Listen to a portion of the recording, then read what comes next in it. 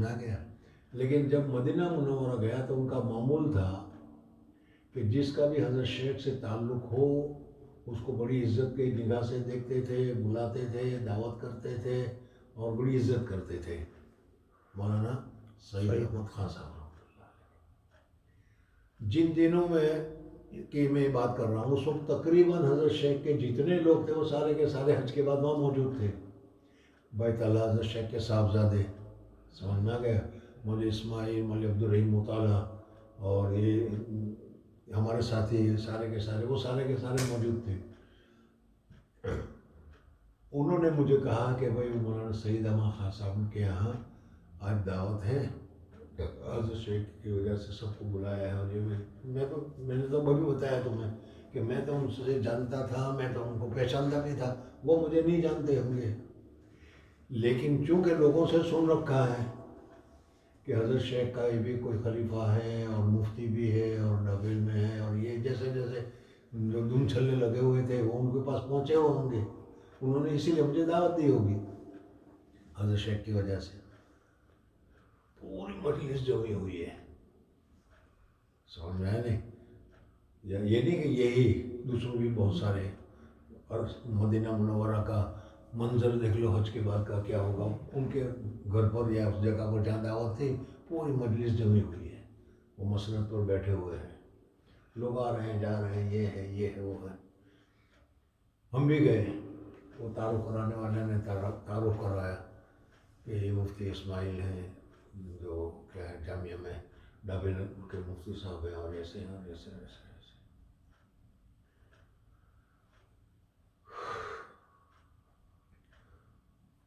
انہوں نے جو میرا تعارف وارف ہو گیا، سب بیٹھ گئے. ان کا مفتی صاحب ایک سوال پوچھوں جواب دو گے؟ یہ کہا.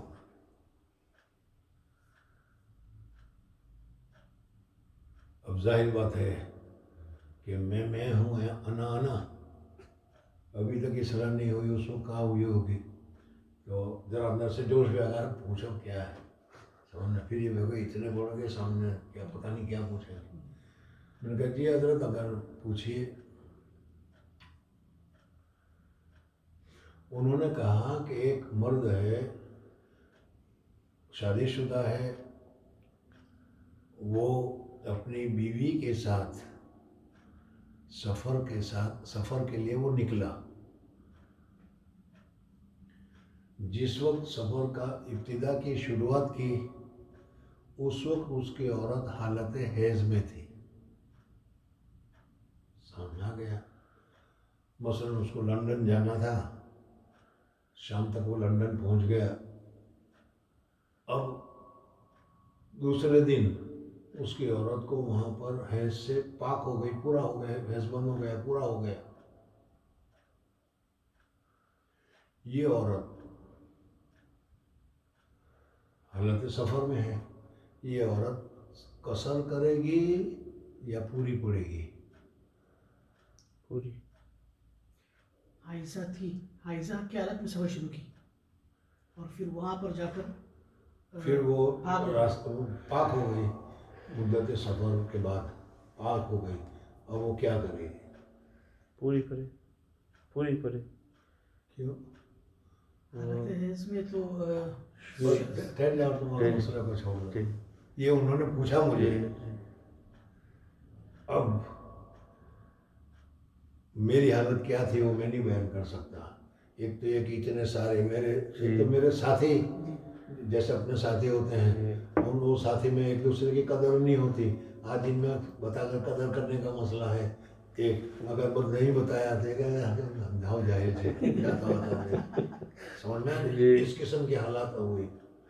اور یہ ہوا اور پھر اتنے بڑے، پھر یہ بھی کہ حضرت شیخ کا آدمی سمجھ کر مجھے دعوت دی گئی ہے اور یہ اتنا ایک مسئلہ معلوم نہیں ہے تو کیا عزت رہے گی. جتنی یہ صورتیں ہو سکتی تھی سوچ لو، وہ ساری مجھ پر آ گئی. سمجھ نہ گیا؟ نفس کہہ رہا کہ یہ جواب جیسے تم لوگوں نے جواب دے دیا فٹافٹ، سمجھ میں اس طرح کے یہ جواب دے دو، یہ جواب دے دو، یہ جواب دے دو، یہ جواب دے دو.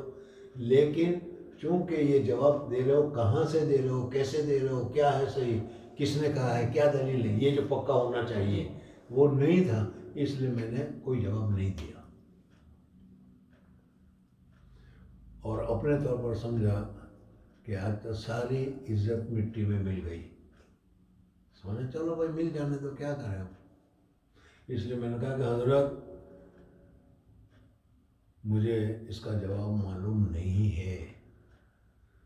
یہ کہتے ہوئے کیا گزری ہوگی وہ میں اس وقت تو نہیں بتا سکتا، لیکن تمہیں کہہ رہا ہوں کہ سوچ لو کیا گزری ہوگی مجھ پر کہ ساری عزت آج تو گئی، اپنوں کے سامنے بھی گئی. یعنی میرے ساتھی جو جیسے اپنے دوست ہوتے ہیں وہ جو نہیں جانتے وہ بڑے تو بڑے ہیں، لیکن یہ ان کے سامنے بھی گئی. میں نے اتنا ہی کہا کہ مجھے نہیں معلوم، اب مانیں گے نہیں. میرا انکار کرنے کے ساتھ ہی مولانا سعید احمد خان صاحب نے جو لفظ کہا کہ دیکھو بھائی یہ معتبر مفتی ہے، سمجھ میں آیا نہیں، یہ معتبر مفتی ہے، اسی سے پوچھو یہ صحیح جواب دے گا. اس لیے کہ اسے جو معلوم نہیں ہے وہ کہہ دیتا ہے کہ مجھے معلوم نہیں.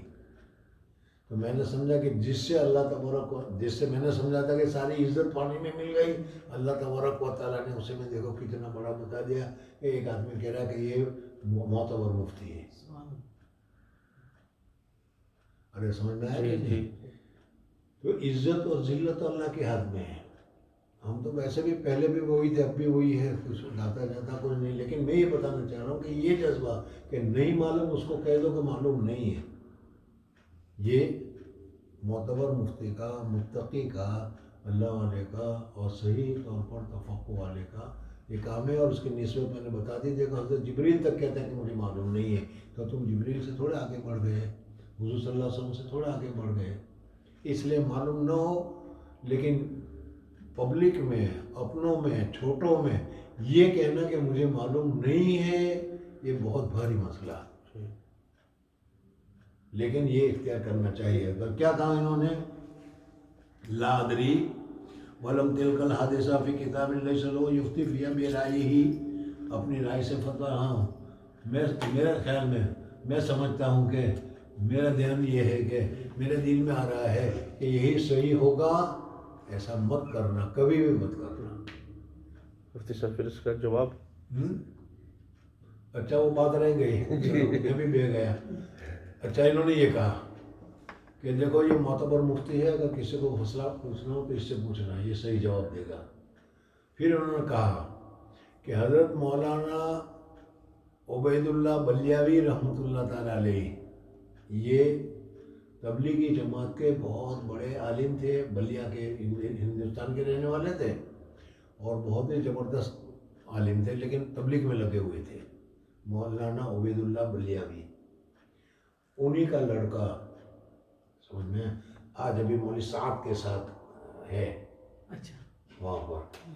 خیر بہرحال تو یہ مولانا عبید اللہ کے لیے میں یہ بتا دوں گا، خود حضرت شیخ سے زبانی میں نے سنا کہ حضرت جی کے بعد انہی کا نمبر ہے. مولانا عبید اللہ بلیاوی بہت اونچے درجے کے بزرگ تھے، عالم تھے، سمجھے. تو مولانا سعید خان کہہ رہے ہیں کہ مولانا عبید اللہ بلیاوی ایک مرتبہ جماعت میں گئے، کسی عورت نے ان سے بھی یہی مسئلہ پوچھا جو میں نے ابھی بتایا، اور مولانا عبید اللہ بلیاوی نے بھی وہی جواب دیا جو مفتی اسماعیل نے دیا کہ مجھے معلوم نہیں. اب مجھے ہمت آ گئی کہ چلو بھائی کچھ سہارا تو مل گیا. پھر انہوں نے کہا کہ مولانا عبید اللہ بلیاوی نے کہا کہ مجھے معلوم نہیں ہے. تو اس وقت اس عورت نے کہا کہ حضرت بہشتی زیور میں یہ سوال اور یہ جواب لکھا ہوا ہے. بہشتی زیور میں، سمجھ میں آیا نہیں، بہشتی زیور میں لکھا. اور پھر اس نے بتایا بہشتی زیور میں، اور ابھی بھی تم جا کر بہشتی زیور میں دیکھو گے تو یہ ملے گا تمہیں کہ جس عورت کو سفر میں شوہر کے ساتھ نکلی ہے اس وقت وہ کیا ہے، حالت حیض میں ہے. تو حالت میں حیض میں ہونے کی وجہ سے اس کے اوپر نماز نہیں ہے، اور جب وہ پہنچی تو وہاں پر تو وہ پھر وہ سفر نہیں ہے، وہ وہاں پہنچ گئی، سمجھ میں. اس وجہ سے اس کو نماز پوری پڑھنی پڑے گی. یہ تفصیل کے ساتھ وہاں پر لکھا ہوا ہے. مجھے تو یہ جب انہوں نے بتایا تو اور ہمت ہو گئی کہ چلو بھائی اس میں نے اکیلے نے ٹھوکر نہیں کھائی ہے، مجھ سے بڑے نے اور بھی ایسا ہی کہا ہے اور یہ اچھا ہو گیا. اور ان کے علاوہ بھی اور بہت سارے واقعات ہیں کہ جس میں مجھے نہیں معلوم کہنا پڑا ہے اور کہتے ہوئے یہاں تک آ جاتا ہے آدمی. لیکن کیا ہے، ہمت ہے، اللہ تبارک و تعالیٰ کی نصرت ہے، اللہ تبارک و تعالیٰ کی مدد ہے، اللہ تبارک و تعالیٰ کا فضل ہے، تو وہ کہہ سکتا ہے کہ مجھے معلوم نہیں ہے. خیر لادری جی. كما قال من هو أجل منه قدرا من مجتهد الصحابة ومن بعدهم بل من أيد بالوحی، جس کو وحی کے ذریعے سے تائید کی گئی ہے حضور صلی اللہ علیہ وسلم.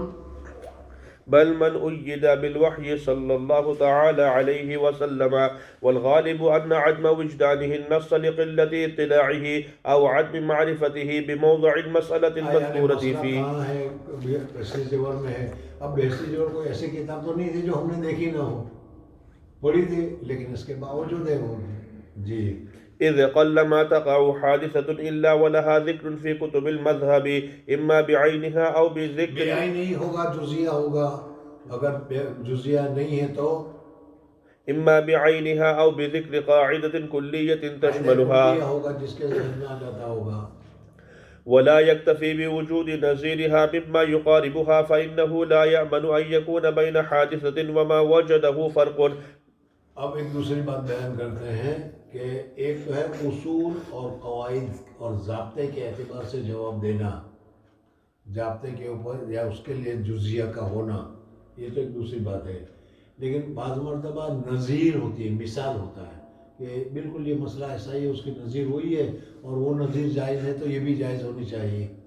نظیر کے ذریعے سے ہم لوگ جواب دے دیتے ہیں. تو اس پر بتا رہے ہیں کہ نظیر کو دیکھ کر جواب مت دینا، اس وجہ سے کہ بعض مرتبہ نظیر برابر ہوتی ہے لیکن حکم ان کا الگ الگ ہوتا ہے. اس لیے نظیر کو سامنے رکھ کر کوئی فتویٰ کا جواب مت دینا. یہ کہ لا اکتفا ولا يكتفي بوجود نظيرها مما يقاربها فإنه لا يأمن أن يكون بين حادثة وما وجده فرق لا يصل إليه فهمه. اس وجہ سے کہ اس دونوں میں فرق ہو اور ہماری سمجھ وہاں تک نہ پہنچی ہو اور ہم نظیر کو دیکھ کر کہ فلاں نے میسج لکھا ہے تو یہ بھی اسی کی جیسا ہے، یہی جواب ہوگا، جواب دے دیتے ہیں، حالانکہ دونوں میں فرق ہوتا ہے.